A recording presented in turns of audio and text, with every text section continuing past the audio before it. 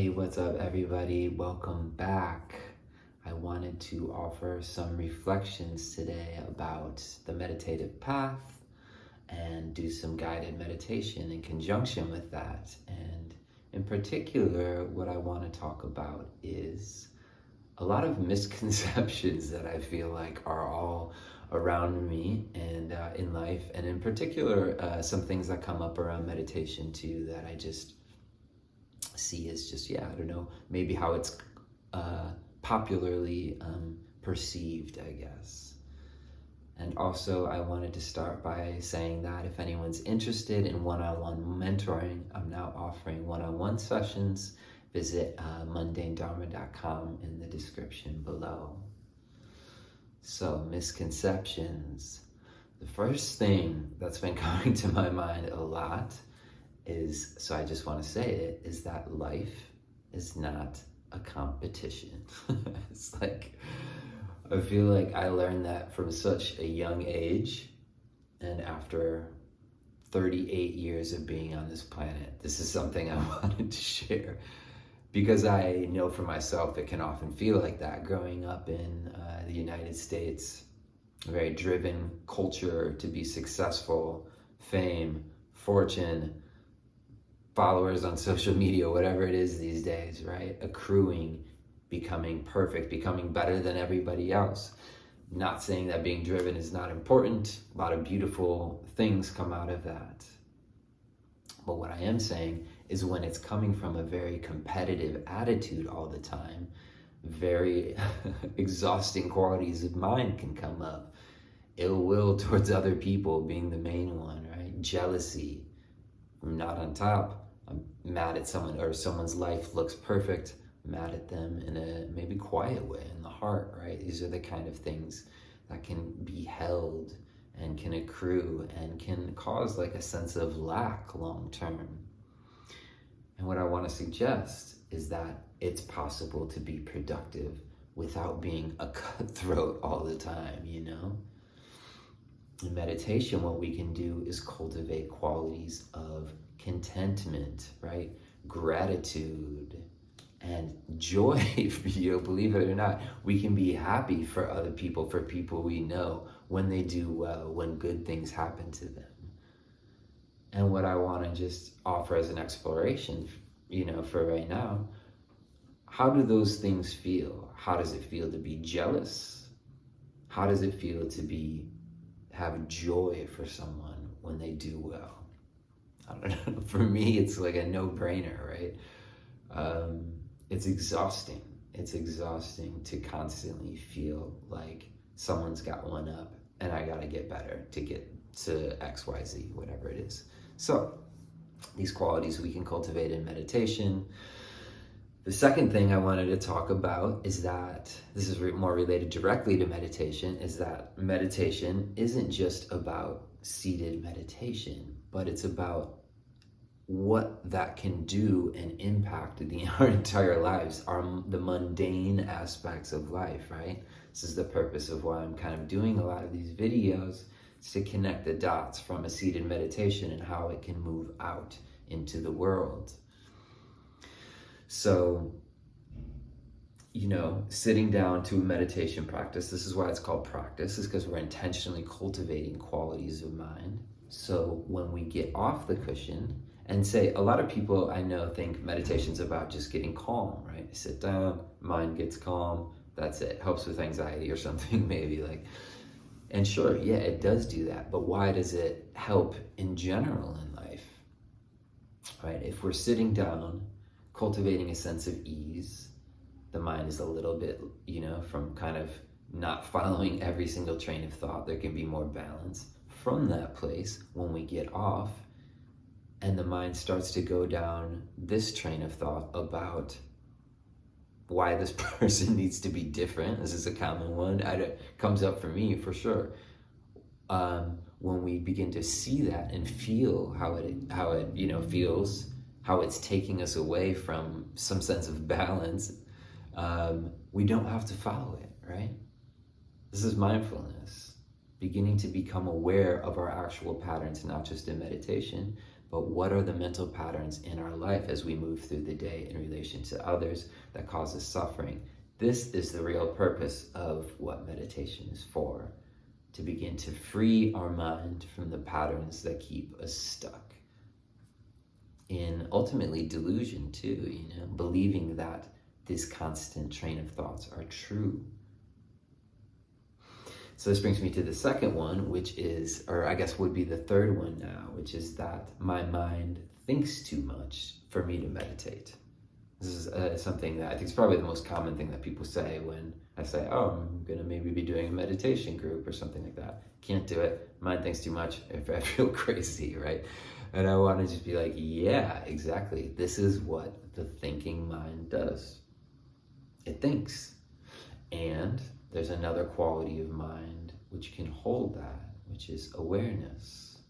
So it's okay if the mind is thinking. This is how it is, especially when you first sit down to meditate, because we've never trained this aspect of mind. But any of you who I'm sure have sat for a few times or over a year or two, you begin to see that it starts to feel different.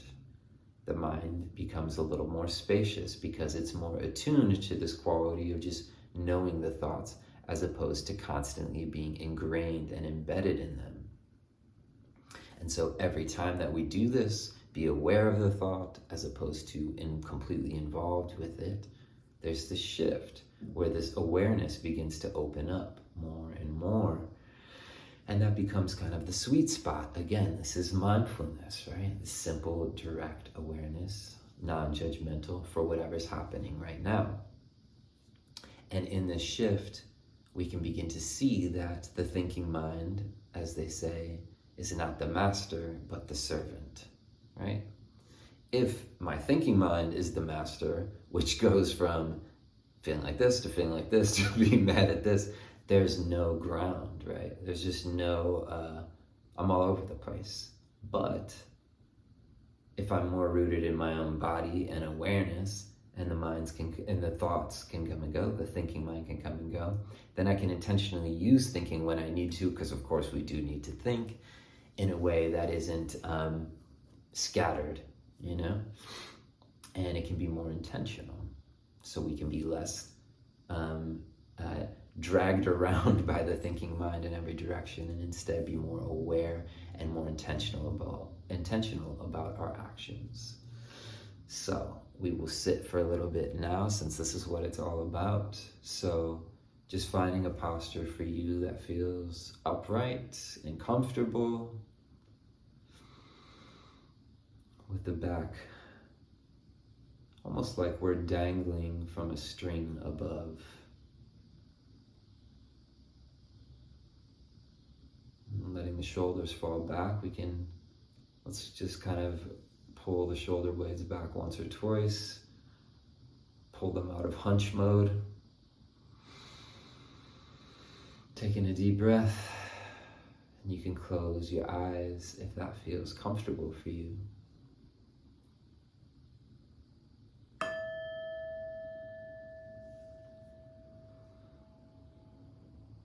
And so just letting the to-do mind, the to-be mind, all fall to the background of your experience, and allowing sensations of the body and the breath to come to the foreground.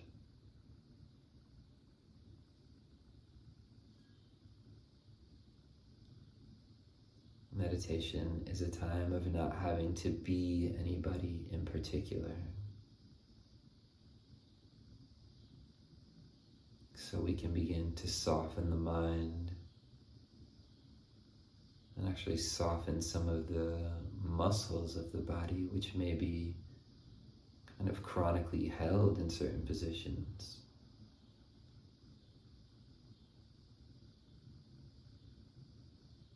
We'll start by relaxing the muscles of the head, the top of the head, the forehead, allowing the eyes to just rest back in the sockets, softening the brain and the jaw,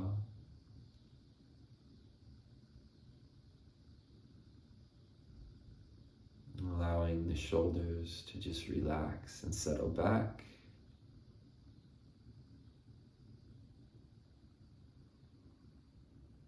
And opening into the chest and the belly. This gentle rhythm of the breath in the background of our experience. And allowing the breath to soften the whole front of the body.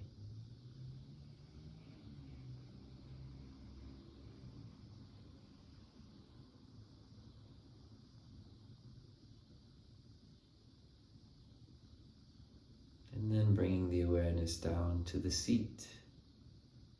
Connection with the cushion or the chair.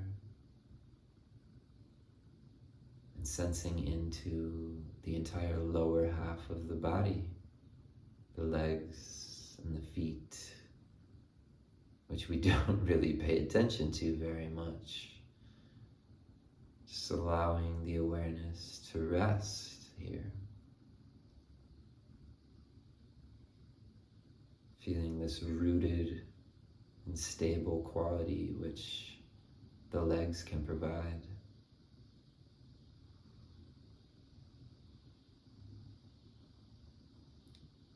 Always with this gentle rhythm of the breath in the background.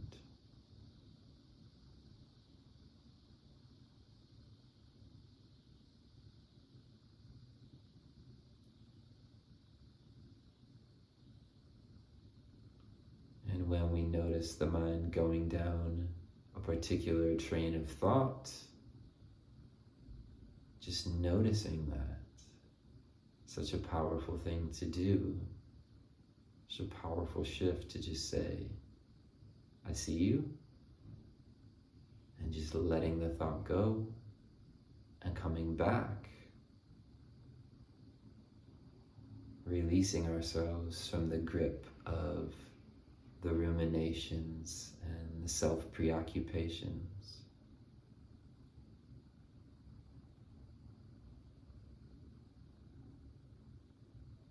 And whenever they come up, we just gently let them go, just like beads of water glancing off the surface of the mind.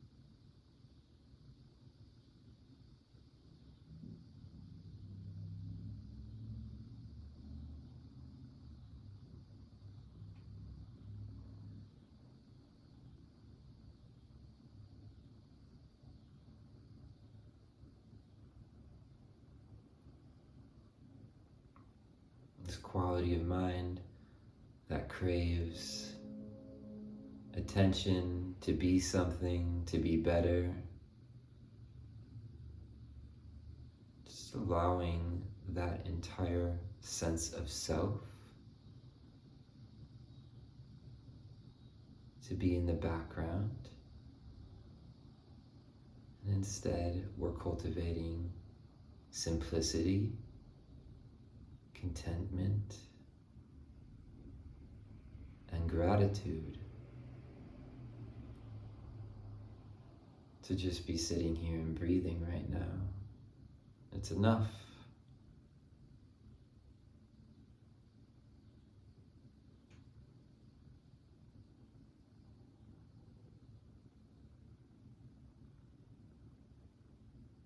Such an important part of meditation is just to be okay sitting still.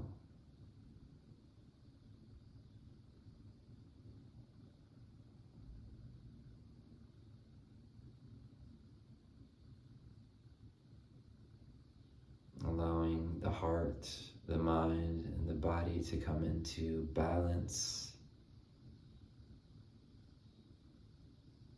unifying all aspects of our experience into the flow of the rhythm of the breath.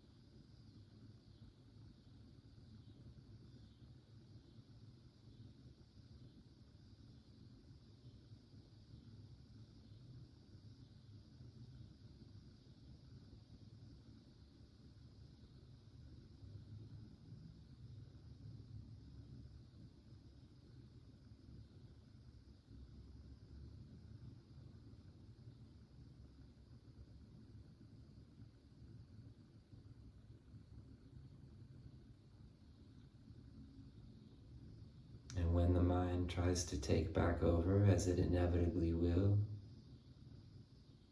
just reminding ourselves that this thinking mind is the servant, and that we can be at home just resting in our awareness.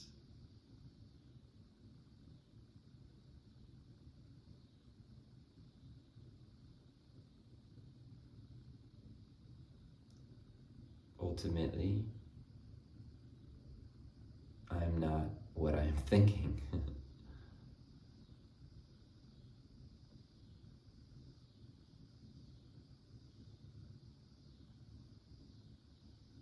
And this goes true for the emotional system as well.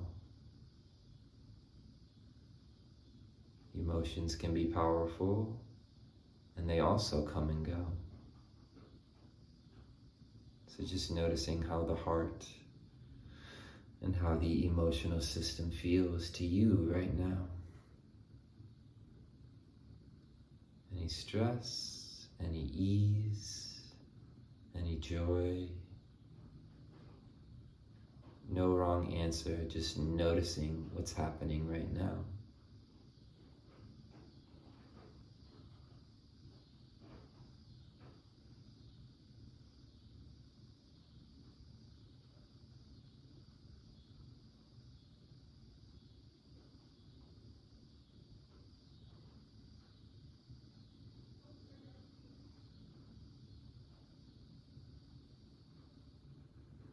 And for this last minute or so, just reflecting on any sense of ease or contentment, and how some of these qualities might manifest into your actual daily life. Qualities of patience, having joys for others' successes,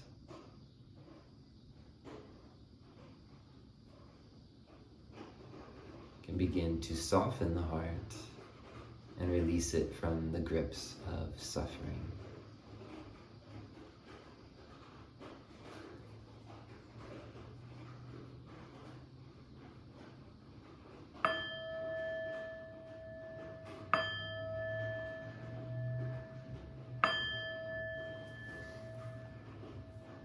So thank you for taking the time to sit, to listen. Hope this has been beneficial, and I really want to encourage you, especially about the competitive piece.